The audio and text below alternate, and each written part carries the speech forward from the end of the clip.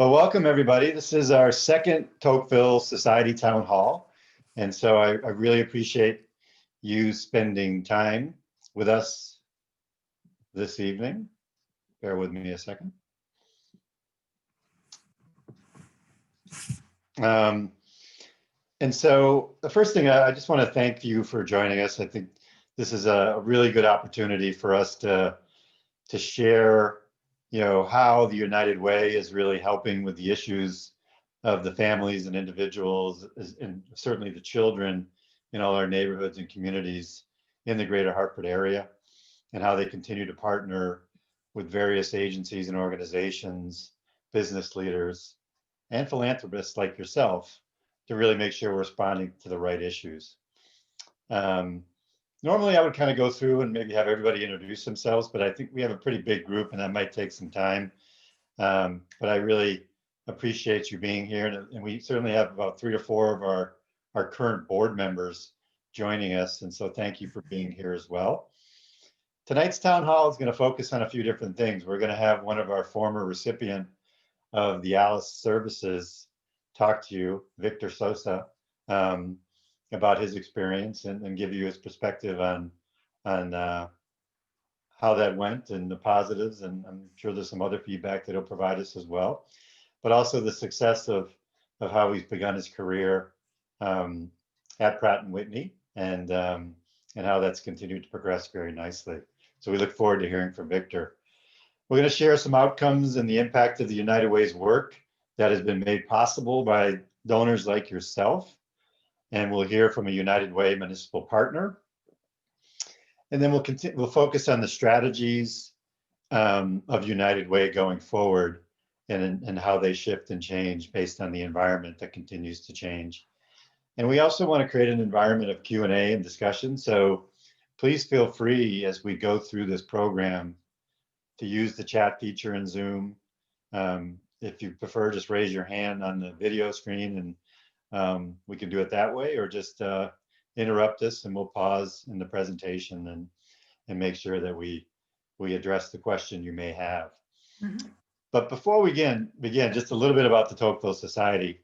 I think most of you know this is a society that's dedicated to developing a stronger sense of community and a connection among the local philanthropists like yourselves, and offering a networking, engagement, and some education opportunities for the members of the society.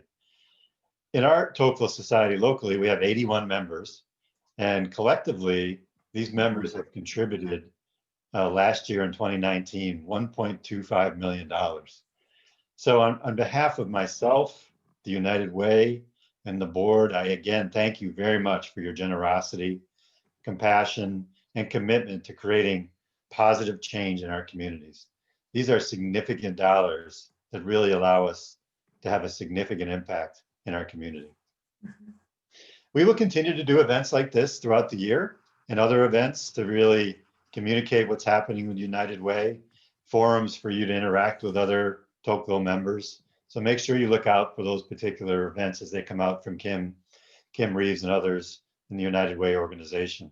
I think the other thing to remind you of is that we do have a Tocqueville Society member that's kind of a national network of similar individuals like yourselves. And so there's opportunities to participate in some of those national programs as well, whether they're town halls or other programs, education programs. And there's currently about almost 25,000 members nationwide in the Tocqueville Society. So that's just another thing to keep your eye out as you think about how you might participate on a go-forward basis. So we do plan to conclude the town hall by 6:30. We recognize you're all very busy. You have a lot of different things going on. As I mentioned, I have 2 more events after this, so I certainly am focused on being done at 6:30 as well.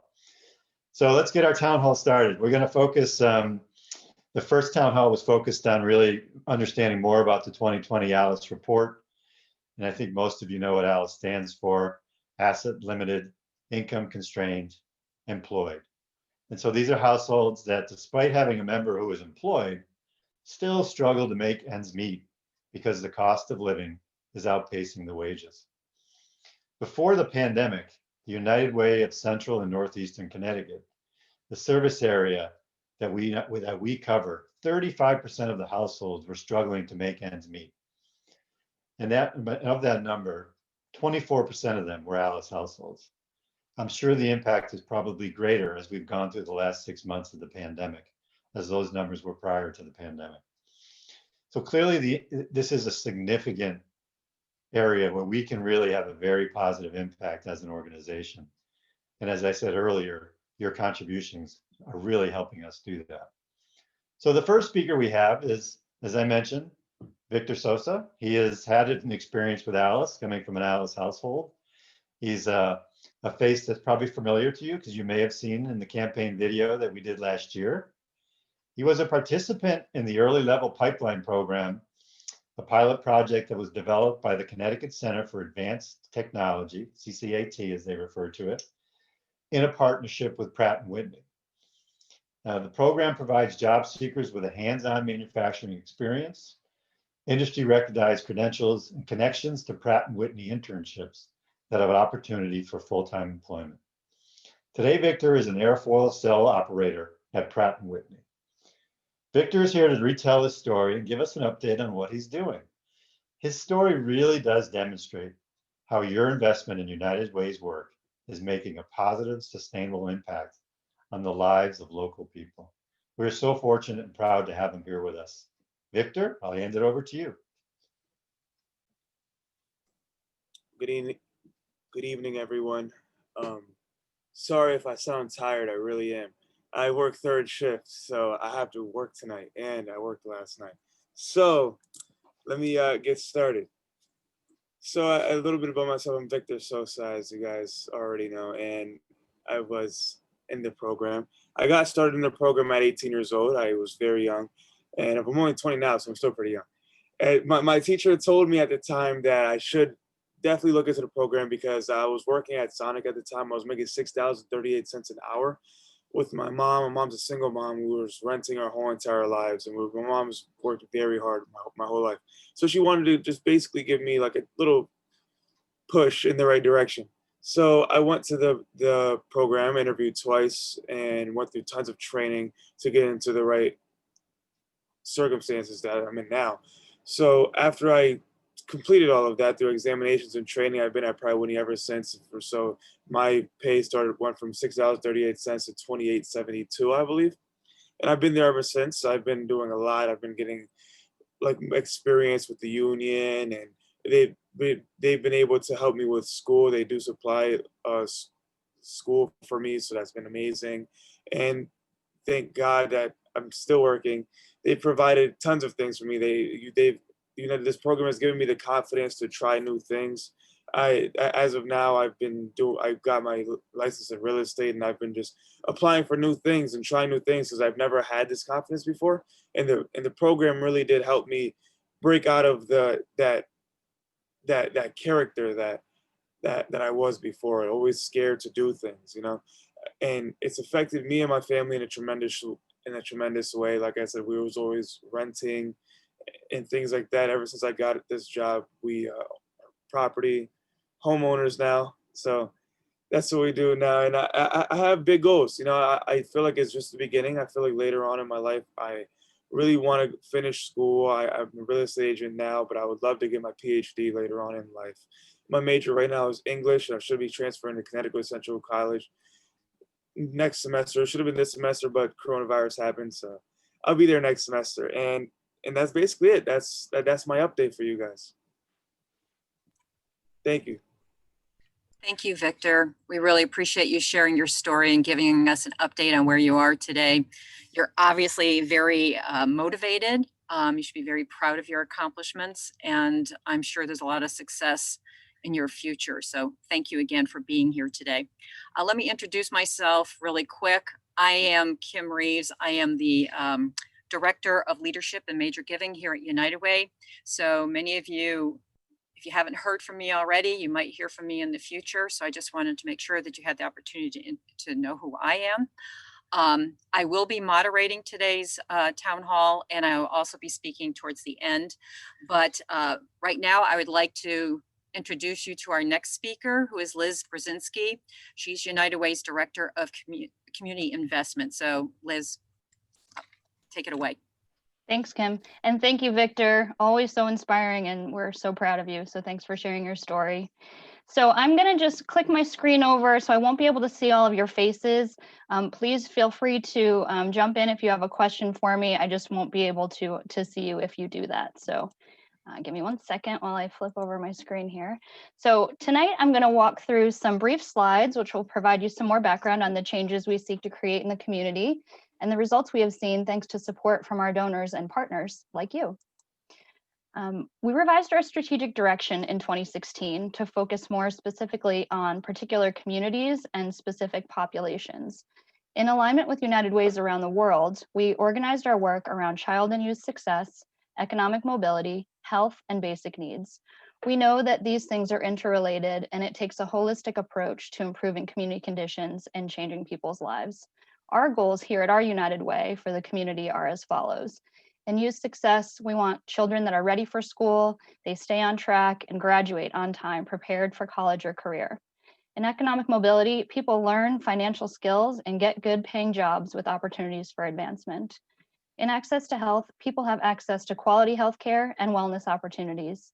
And in basic needs, people have access to immediate emergency assistance when they need it, such as food and shelter. While we've narrowed our focus to try and deepen our impact, we've also been changing the way we work. Increasingly, we're using our deep community knowledge and relationships to develop collaborations and partnerships that will affect change on a broader scale. While we know that providing funding support to programs is critical to improving an individual's situation, we also know that there are systemic inequities that through increased collaboration and coordination, we can help improve. Next slide, please. Our first goal is focused on children graduating high school, college, and career ready. One key indicator is third grade reading proficiency. According to a national longitudinal study, students who do not read proficiently by third grade are 4 times more likely to leave high school without a diploma than proficient readers, and poverty compounds that problem. One of the ways we track our progress is by looking at these community level indicators. This chart shows each of our priority communities and the number of children who are reading proficiently in third grade as measured by SBAC, or the Smarter Balanced Assessments, which our state uses.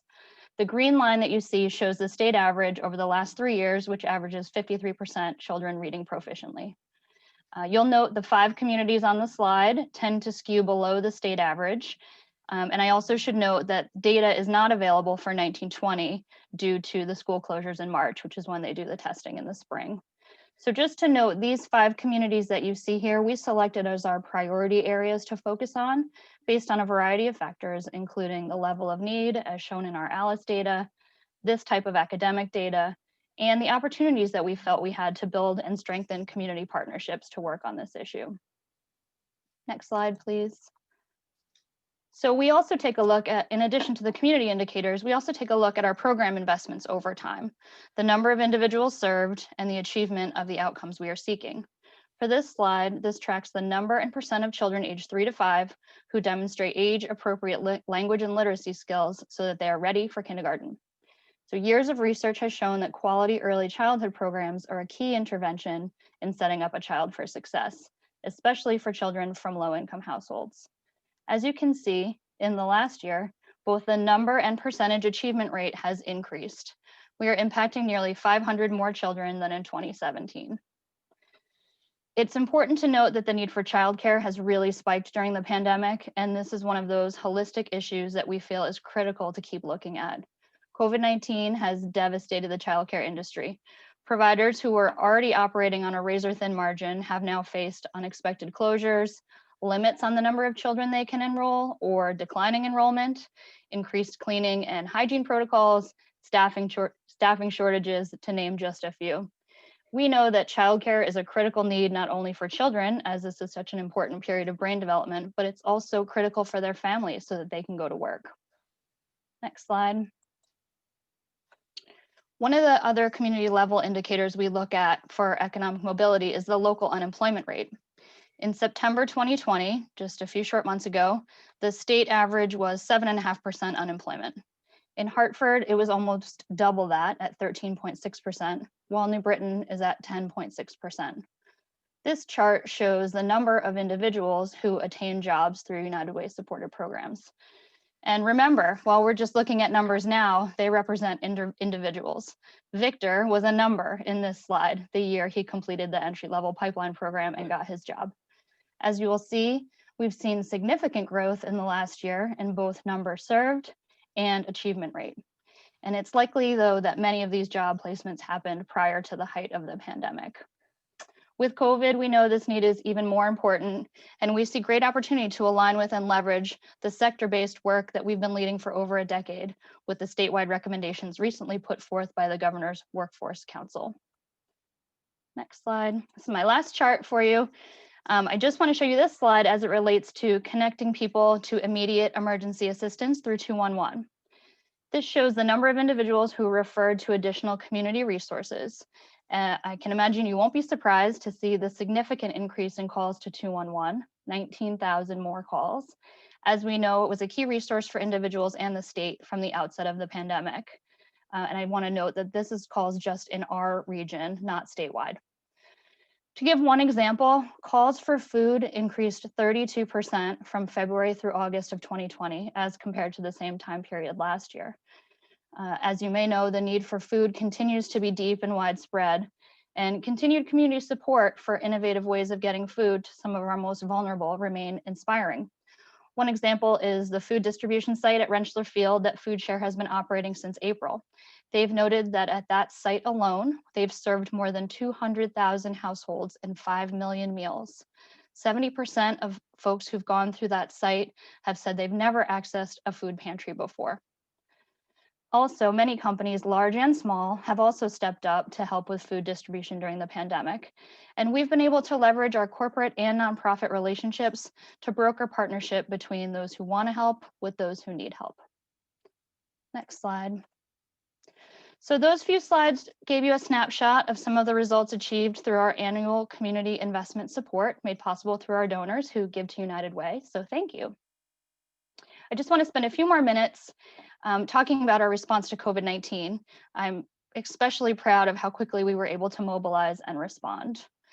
So just to talk through a couple of these points, you should know, I say this at every board meeting we have, our partners and the nonprofits in the community have been so incredibly agile and responsive to the changing landscape because we at United Way remained flexible and continued our funding support.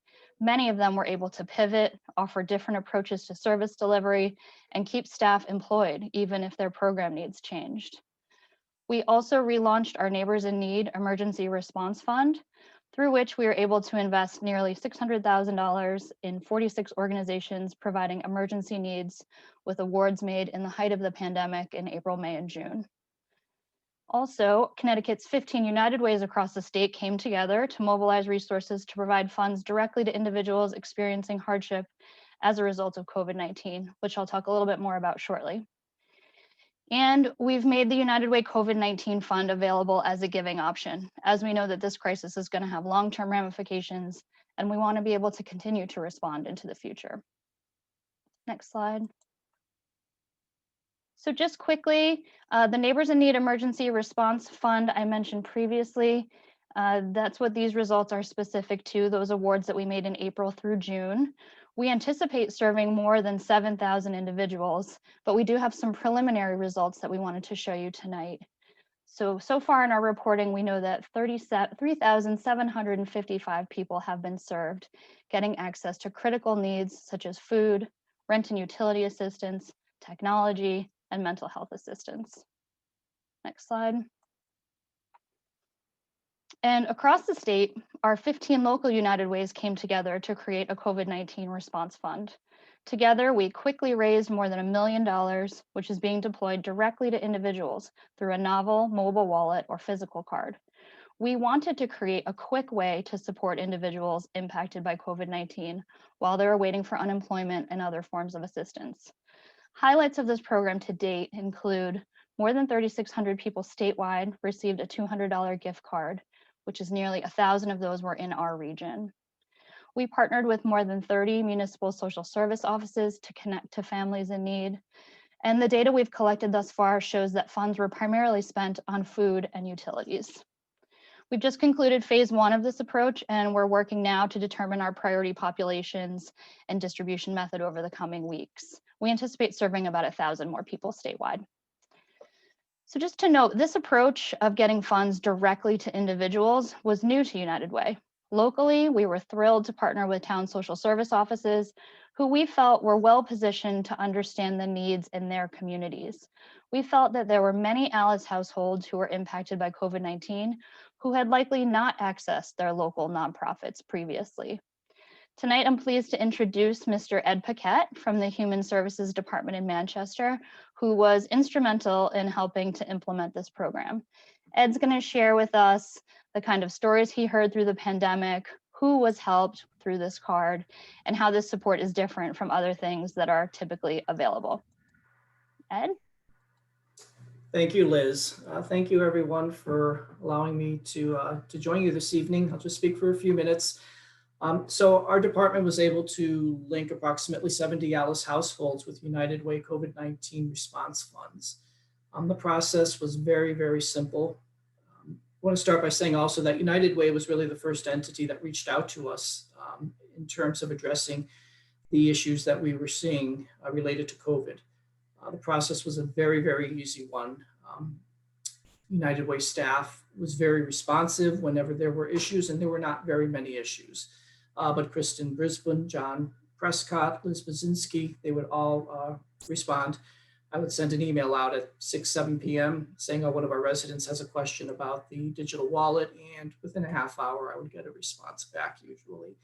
So it was very impressive, and my heart goes out to all you folks who work late hours and are there early in the morning as well. So we were able to link our households, first of all, by identifying Alice households with which our department was familiar, and then we cast a wider net and we reached out to other town departments, and we reached out to our community partners, and then we used the town social media platform. So we really didn't have any trouble locating our Alice households that were in need. About 30% of the recipient households had never had contact with our department before. So that kind of echoes what Liz had just said. A lot of these folks were reaching out for the very first time. And that was really, it was rewarding that they were getting the message and that they were comfortable reaching out and accepting this assistance. In terms of what we saw at the start of the pandemic, primarily issues related to job loss and reduction of work hours. And along with that, we provided a lot of assistance with our Alice households applying for unemployment. The unemployment process was a new and daunting one for a lot of our Alice households, and it was made particularly complicated by the fact that many Alice households don't just work one full-time job. They're working 2 or 3 or even 4 part-time jobs. That makes the whole process of applying for unemployment even more complicated because they could lose one part-time job, have hours reduced in a second, and all that needs to be taken into consideration by the State Department of Labor when determining unemployment benefits. So that was really the primary issue that we were seeing early on. And then very quickly, we were getting a lot of requests for immediate needs and specifically food and utilities. And I think that was also echoed by the information Liz was just sharing with you. In terms of what we are seeing on the horizon, or maybe more accurately, what we're concerned about on the horizon, there is an eviction moratorium that's been in place in the state of Connecticut since, I think, March or April. And there is a utility shutoff moratorium that's in place as well. Eventually, those moratoria are going to be lifted, and we are kind of bracing ourselves. We're already seeing families and households coming forward that are 3, 4, 5 months behind in their rent, and that owe significant balances on their utility bills and their utility accounts. And so we're expecting that there's going to be a great need for assistance in those 2 areas in particular, and we'll see that need really come to the surface in a big way when those moratoria are lifted. And that's pretty much what I have. Okay. Thank you, Liz, for sharing the impact of United Way's work made possible by donations to our organization. And Ed, thank you very much for sharing the information about the partnership between United Way and the City of Manchester to address the impact of COVID-19 on residents of your municipality, and given us an idea of the concerns and the issues that you see going forward. Next, I would like to introduce you to our next speaker, who many of you already know, Paula Gilberto, who is our president and CEO here at United Way. Paula, do you want to take it away? Sure. Thank you, Kim. And just want to thank you, Ed, for all of your work, again, being on the front line.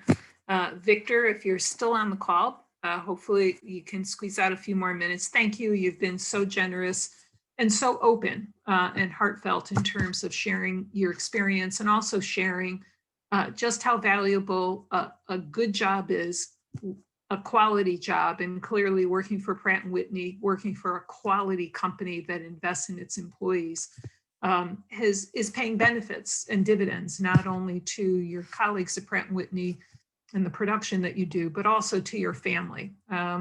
And I know that your mom is just so incredibly proud of you. So thank you. I also want to give a shout out to Liz Basinski and her team. All of the highlights that Liz shared goes to very significant, very deep work with community partners, with thought leaders, connecting with companies and philanthropic organizations, always paying attention to what research shows us, but paying very particular attention to people with lived experiences. And it's those lived experiences that go to the heart of any United Way and our United Way in terms of how can we best fulfill our mission and how can we be the best steward of the dollars that you entrust to us through your giving. What Liz commented on is what's been accomplished to date. And as she mentioned, we know that thanks to those that contributed to the Connecticut United Way's COVID-19 Response Fund, along with our local emergency response fund, Neighbors in Need, we know we're going to be reaching more. The last estimate I saw, by the way, goes to reaching upwards to 11,000 people. And that's very significant. All of that said, we also need to turn our attention to what's ahead and always being mindful of what's ahead. Liz and team have been doing a great job, with surveys and phone calls, conversations. Many of you have responded, and we appreciate that. And it's going to inform what how best to refresh our strategic framework, not only in terms of the work that we do, but also how we do that work. And so what I wanted to share with you is how we're framing some of that critical work moving forward. And it's framed in terms of our brand and strengthening our brand. And I want to thank our board and Don Allen's leadership. We had a board retreat. It was a year ago already. Thanks to Don's leadership, board members put their shoulder into this. We formed work groups, 3 work groups, and 1 work group has to do with our brand value proposition, staffed by Maura Cook, who's on the call. So thank you, Maura.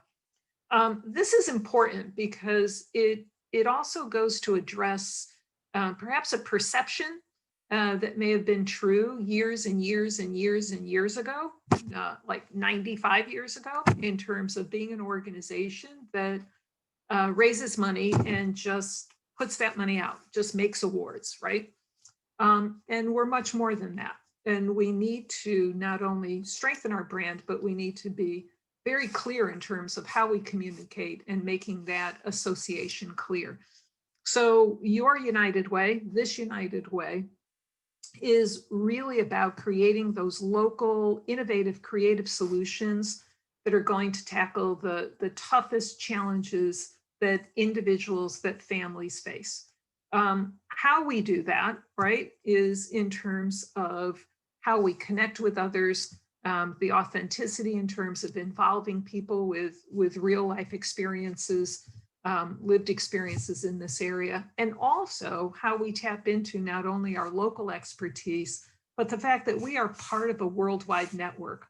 So in the United States, there are 1,100 local United Ways, and I know what you're thinking, that is a lot and is too many.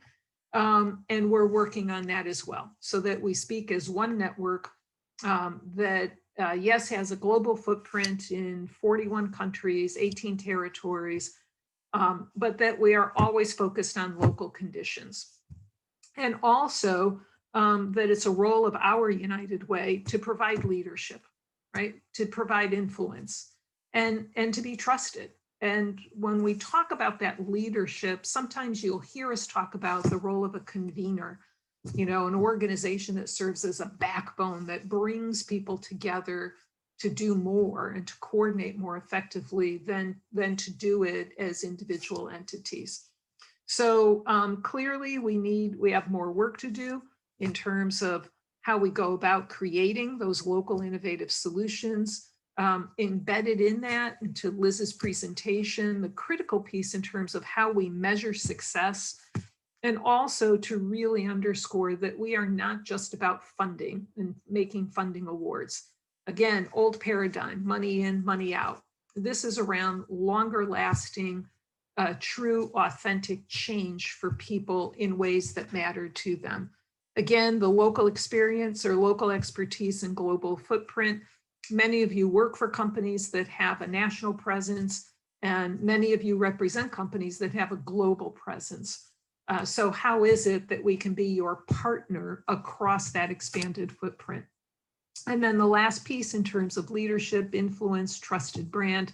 Again, it's not only about bringing folks together, but it's about bringing the right people together, the right organizations, the right resources that are really tackling the right problem or right challenge, or to increase opportunities. And to do that, again, in terms of bringing together the people with lived experiences and not an institution that is telling others what's important or what matters.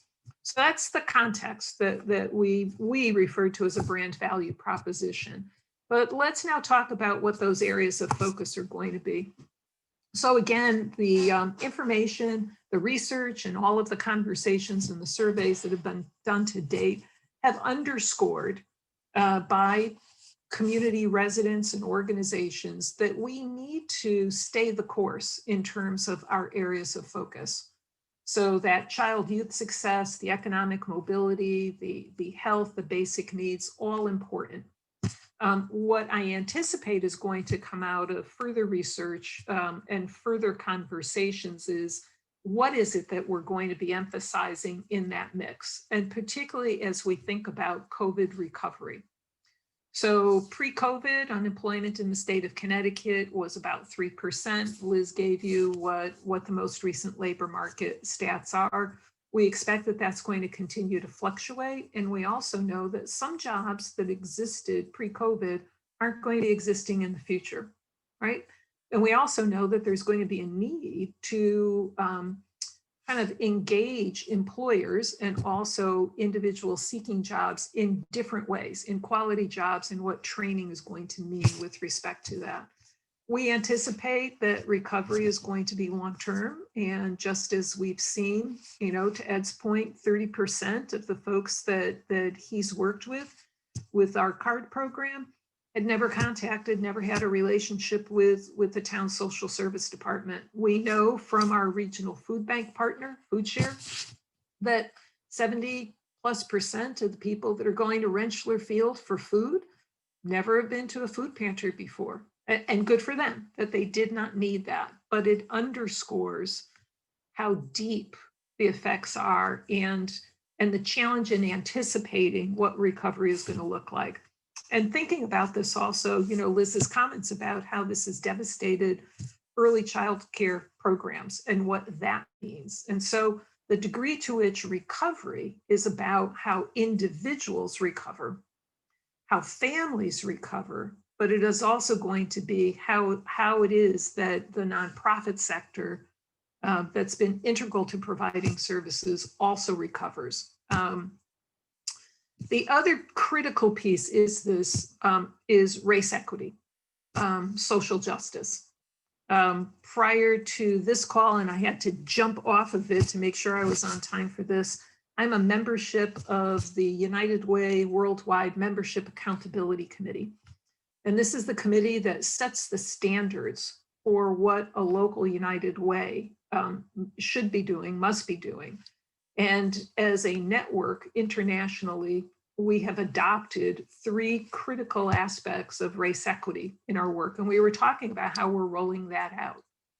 that all board members, all staff will go through annual race equity training, that we have a genuine, authentic equity statement. And most critically, that the way in which we apply our staff time, the way in which we work with volunteers, and the way in which we provide financial funding awards is not only through a race equity lens, but has measurable results, behind it. So it's going to be a significant focus of our work, particularly over the next year as we work to genuinely implement and what goes into involving you and others in this process. So how are we going to be doing our work moving forward? Yes, we're going to continue to provide funding because we know how important that is in terms of participants in programs. We know how important that is when we're working on a bigger scale, such as workforce, and working with companies and our community-based providers to get victors network and other victors employed in meaningful jobs. But the other piece about the funding is how we do that collaboratively with others, and that gets into leadership. So again, you may hear us talk about being a convener, being the organization that brings people together. We know that we need to step into that in a much more assertive, robust way that also respects local leaders, that also respects local networks. But our reality is, and I mean this, we can do more together than what any of us are going to do independent of each other. And as we look ahead, particularly with COVID recovery, a significant need to ensure that we are coordinating with our public partners, with municipalities, with the state, and also with philanthropy, corporate social responsibility officers, et cetera. Another piece about this is engagement. And again, what is authentic engagement? And it is not about well-meaning organizations developing programs and putting them into action, absent people with lived experiences informing and telling what would be most meaningful for them.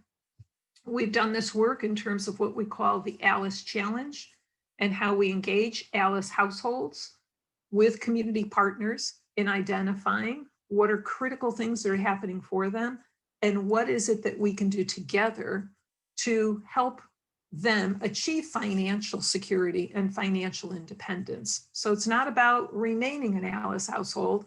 It's about Victor and his mom and his siblings now collectively earning enough to be able to own their home, and Victor to continue with his education and his training. The other piece that we're going to be exploring is our role in advocacy and public policy. Nothing is defined as yet, but we know that significant change and change for on a scalable basis is related to policy. And we have to take an honest look at public policy in terms of how racial inequities may have been baked in, and what do we do to address them? And what is it that we're going to do on a local level, on a state level, and also on a national level? Part of advocacy is empowering all of you with information. How you vote is your decision. So we are not about politics, but we do want to bring forth what are some policy implications so that you are much more informed and make the choices that are best for you. But what we're doing is elevating the issue and empowering you to then speak to that in whatever way you would like. The last piece I want to comment on is that we have to be market driven, and you'll be hearing more about this from us, but hopefully you will, the success will be when you see it in our work. So examples of this, we hear from many of you working in companies that your interest area is around financial literacy. But maybe your interest area is in how to support veterans. It could be that your interest has to do with advancing STEM education. So what is it that we as your local United Way can do in partnership with you to show the value of employee giving, the value of corporate giving, and how we together, we're your thought partner, we're the boots on the ground in terms of identifying opportunities, best practices, and how we go forth and implement. So we have a couple of examples for that. We recently launched, beginning of October, the Dolly Parton Imagination Library. We're starting in Hartford, but our intention is to bring that to scale. And that came about in a conversation with the president of Connecticut Children's Hospital, who was successful in bringing this endeavor statewide in Tennessee, but also in his role in the hospital, recognizing the relationship of brain development in new infants to 3-year-olds, and also the critical piece about developing a home library and how that adds to early literacy. He in turn contacted colleagues at Hartford Hospital and St. Francis. The 4 of our organizations are jointly funding this, and our United Way has taken a leadership role in implementing it with community partners and hospitals so that any child in Hartford, birth to age 5, who's enrolled will now get a free book, age appropriate, Spanish and English, mailed to their home once a month. Birth to 5, pretty significant. Liz mentioned the 4CT card program. We are the administrator, and I'm sorry, we're the fiscal sponsor for that statewide. With 4CT, we're administering the program on their behalf. So another example of being market driven and partnering with other organizations. We've launched public information campaigns in the city of Hartford and other communities around public health protocols, the importance of flu vaccinations, and also tapping into United Way supported financial management, financial coaching resources. Again, a different space for us to be in, but important in terms of raising awareness. And I just want to also note that we're going to continue to innovate. And so an aspect of that innovation is how do we convert all of our in-person volunteer experiences to virtual experiences? We're looking at a program called Velo. This is going to allow volunteers from companies and elsewhere to volunteer virtually in terms of a reading buddy and helping a young person continue to advance in their literacy skills until such time as we're back together. And then lastly, another example, we had a local bank, so I'm going to share it, it's Bank of America, contacted us, wanted to know if we knew of any nonprofits that needed face masks. We said we knew of plenty, and we knew that if we went statewide, we could reach more employees of nonprofit agencies and the residents that they serve. And as a result, we coordinated a distribution of 90,000 face masks statewide. So just a couple of examples, and want to hear from you. So thank you very much, Paula, for that overview of our focus and strategies going forward. So I would like to open up the town hall right now to any questions that any of you may have or any comments. We'd love to hear your feedback about what you've heard. You are the thought leaders in this. We consider you thought leaders in this community, and we'd really value whatever insight that you may have or feedback that you may wish to give. So just feel free to unmute yourself if you want to comment, and we welcome whatever you have to say.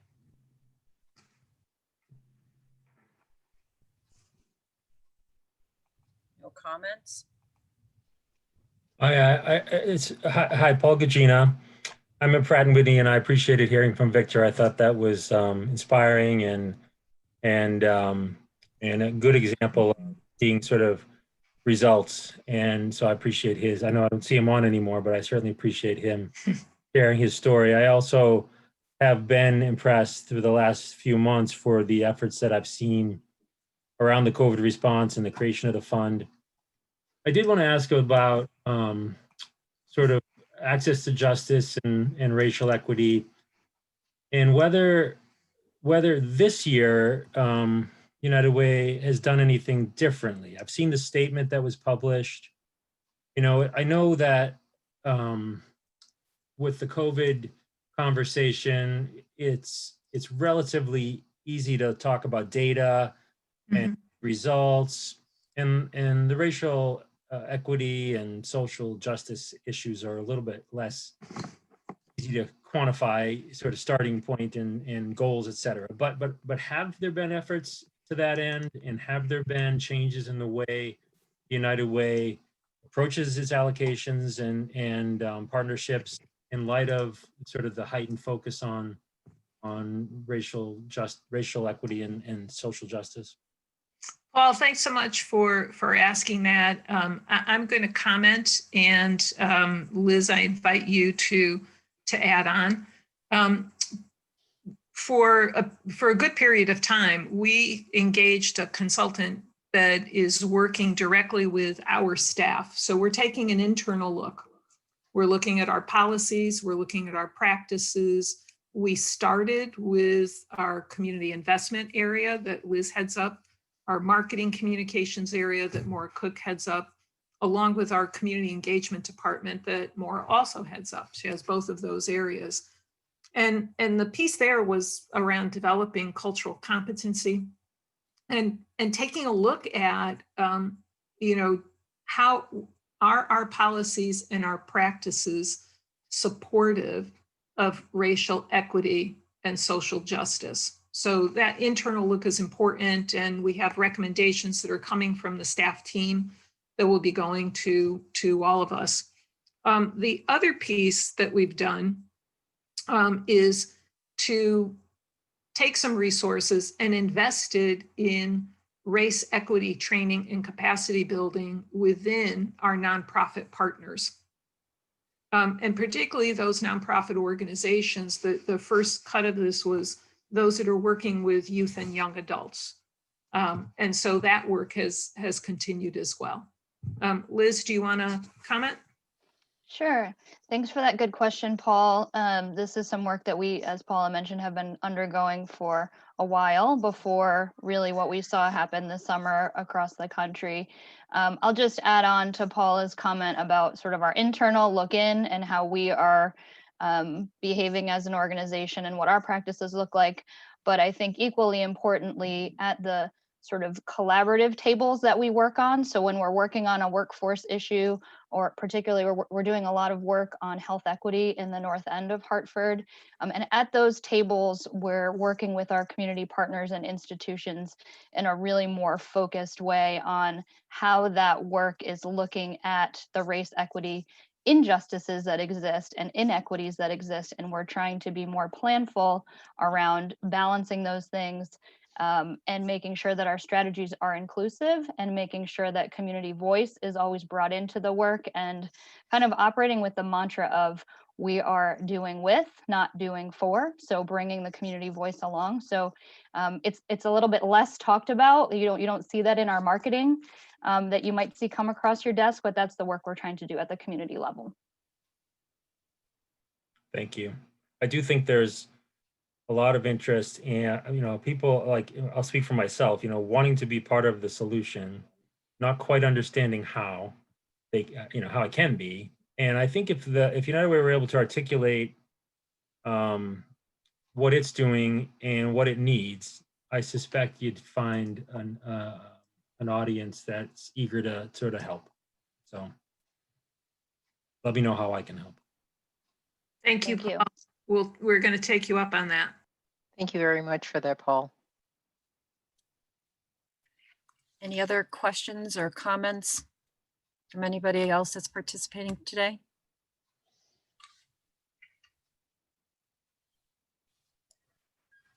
Okay, so if you could think of something, I'm about to move on, but if you think of something, please just, unmute yourself, raise your hand, whatever. I think Mike was going to say something, Kim. Okay, go for it. I heard from the New Britain YMCA today that they've been conducting a food share drop-off every other Wednesday. And their first day that they provided food, they had 20 families from the neighborhood. Yesterday, they served 120 families. So Food Share is doing a great job in New Britain to respond to the downtown neighborhood in New Britain where people are availing themselves to food. So it's working out well. Thank you, Mike. Anyone else? I don't want to cut anybody off. Yeah, I'd like to add another one. I heard from Prudence Crandall Center today, and they have had a 35% to 50% increase in the need for their services since COVID started. So they're going through some tough times. They're putting people in hotels, motels, and their center is booked. It's packed. So the COVID has just created a greater demand for their services. And I don't know if you know, Prudence Crandall Center for Families is a sexual assault crisis center that serves the New Britain region. So I just wanted to put that out there. Thank you. And anybody else? Okay.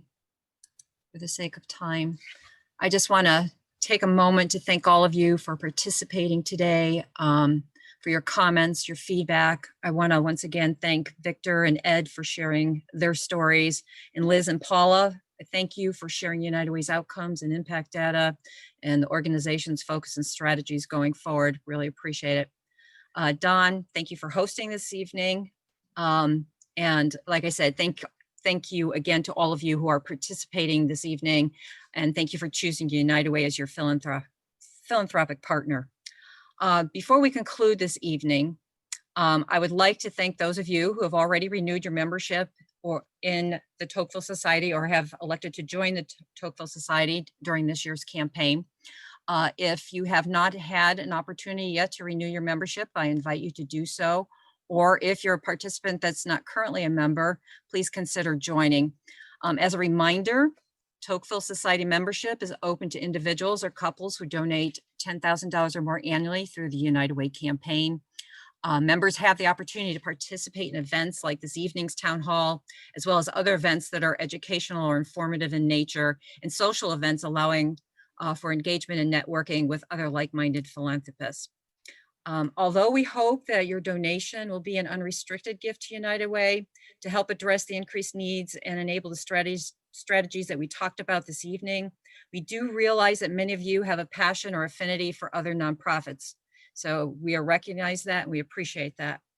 We offer a range of giving vehicles to renew and become a member of the Tocqueville Society. For those of you who are in companies that run a workplace campaign, you can make a pledge at the Tocqueville Society level and fulfill your gift via payroll deductions, credit card, or check. You can also donate appreciated securities to United Way that will allow you to avoid the capital gains tax that would otherwise be due if you sold the securities and retained the proceeds.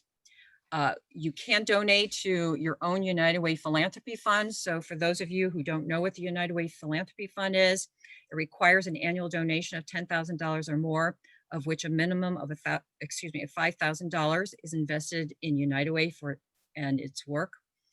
The balance can be allocated to nonprofit organizations your choice anytime between the time you make your gift and December 31st of 2021 by just reaching out to me, and there's no fees associated with allocations from a philanthropy fund.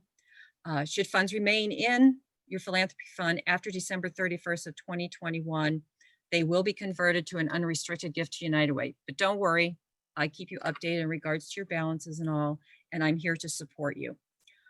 United Way also offers Tocqueville Society members the opportunity to open a United Way private label donor advice fund through a partnership with Morgan Stanley. To open a DAF requires an initial investment of $15,000, and a minimum of 20% is to be allocated to a designated fund to support the work of United Way here, United Way of Central and Northeastern Connecticut.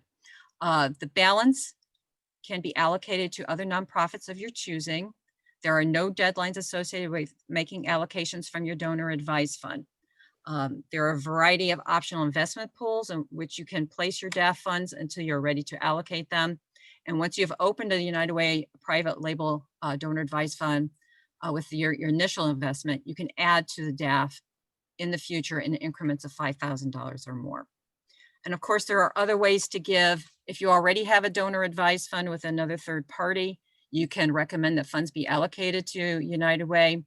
If you're 72 years of age, you can donate your required minimum distribution from your IRA to United Way and receive a tax benefit in return. And you can make a qualified charitable distribution from your IRA as well. If you are 70 and a half years of age or older, you can directly transfer up to $100,000 annually from an IRA to United Way tax-free. So to learn more about these options, just feel free to contact me. We have a lot of information and I can help fill you in on what these different programs and vehicles look like. Next slide is, of course, many of you probably already know, but I'm going to share that there are 2020 tax incentives for charitable giving available through the 2020 CARES Act. That's the Coronavirus Aid, Relief, and Economic Security Act. So if you itemize your deduction, the CARES Act allows taxpayers to claim a tax deduction of up to 100% of their adjusted gross income for contributions to qualified charities. If you use the standard deduction, you may also take an above the line deduction for up to $300 in charitable donations given in 2020. And you can take cash distributions from your IRA and make charitable gifts in 2020 with no adjustable gross income limitation. So we don't provide tax advice here at United Way. We would recommend that if you want to take advantage of any of these incentives or learn more about your particular circumstances and what's available to you, please contact your tax advisor or legal or financial advisor. I'm sure they can help you. And just remember, these incentives are only available for the current tax year for 2020. So finally, I would like to call your attention to an event coming up next week. Connecticut United Ways are coming together for a 4-part virtual town hall series revealing major trends in the 2020 Alice Report. The first topic being discussed is access to childcare, and the town hall will take place on Thursday, November 19th from 5:30 to 6:30 p.m. So if you're interested in participating, you can RSVP directly to me and I'll make sure that you have the link to participate in this virtual town hall.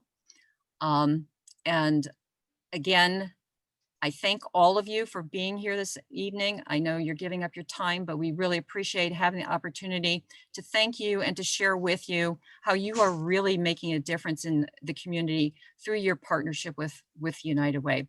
I want to thank Victor, Ed, Don, Liz, and Paula for your presentations. And I just want to wish all of you a great evening. Thank you for being here. And given that I've run over 2 minutes, have a great night.